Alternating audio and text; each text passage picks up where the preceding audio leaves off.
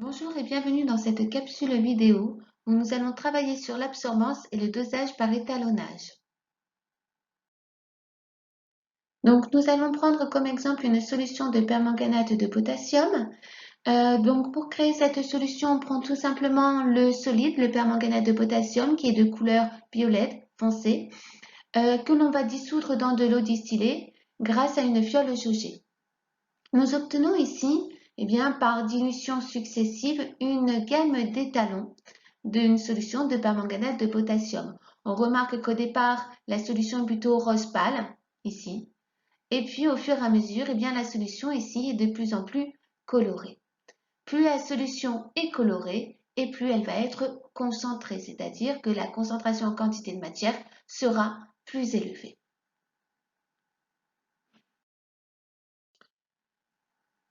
Donc, comme nous avons affaire à une solution colorée, elle va absorber des radiations lumineuses.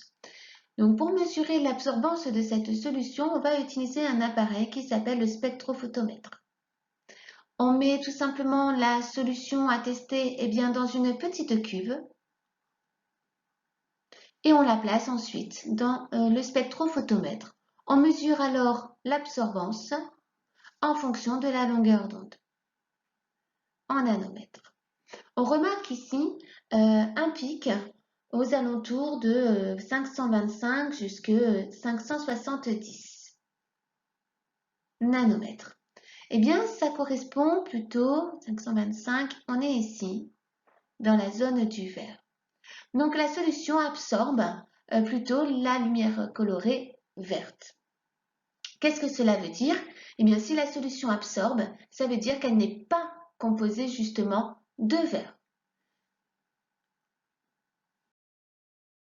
Alors, donc ici, on connaît tout simplement la couleur de la solution, mais si on ne connaît pas la couleur de la solution, on peut utiliser le cercle chromatique. Donc, on vient de voir que la solution absorbe, hop, dans le vert. La couleur de la solution, ça sera la couleur complémentaire au vert. Donc ici, le magenta. Ça tombe bien parce que nous avons justement une solution qui est plutôt dans les violets magenta. Donc voilà comment utiliser les spectres d'absorbance des différentes solutions.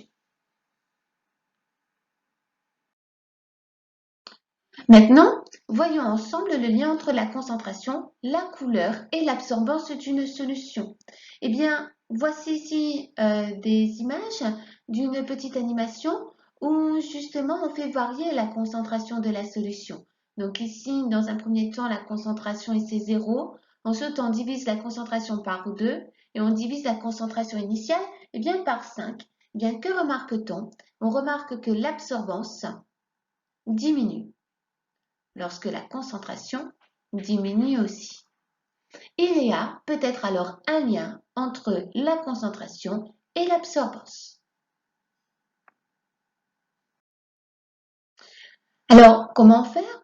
Comme on a utilisé plusieurs solutions avec des concentrations différentes, c'est-à-dire qu'on a fait la gamme d'étalons, on peut mesurer l'absorbance de ces différentes solutions et les placer sur un graphique. Donc, on va tracer l'absorbance ici en fonction de la concentration. On repère les points sur le graphique.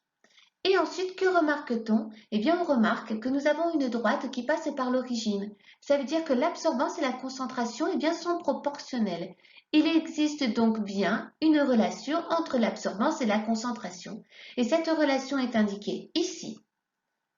L'absorbance est égale à K, une constante, fois la concentration en quantité de matière. La constante, ici, c'est tout simplement le coefficient directeur de la droite. Pourquoi avoir tracé justement cette droite d'étalonnage? Parce que nous avons une solution justement qui contient du permanganate de potassium, mais on ne connaît pas sa concentration. On va alors mesurer l'absorbance, c'est-à-dire qu'on met cette solution dans une cuve et on place la cuve dans le spectrophotomètre. Il va nous donner l'absorbance. Ici, l'absorbance est aux alentours de 1,2. On repère ce 1,2 sur la droite et on obtient alors la valeur de la concentration. Donc pour la solution qui est ici inconnue, sa concentration vaut 0,006 mol par litre. Donc voilà à quoi nous sert justement l'absorbance, c'est pour déterminer la couleur d'une solution, pour aussi déterminer si on a à faire un mélange ou un corps pur. Et cette absorbance eh bien, va pouvoir aussi nous déterminer la concentration d'une solution inconnue. Et pour cela, il faut tout simplement faire une gamme d'étalons. Voilà ce qu'il fallait retenir de cette capsule. À bientôt!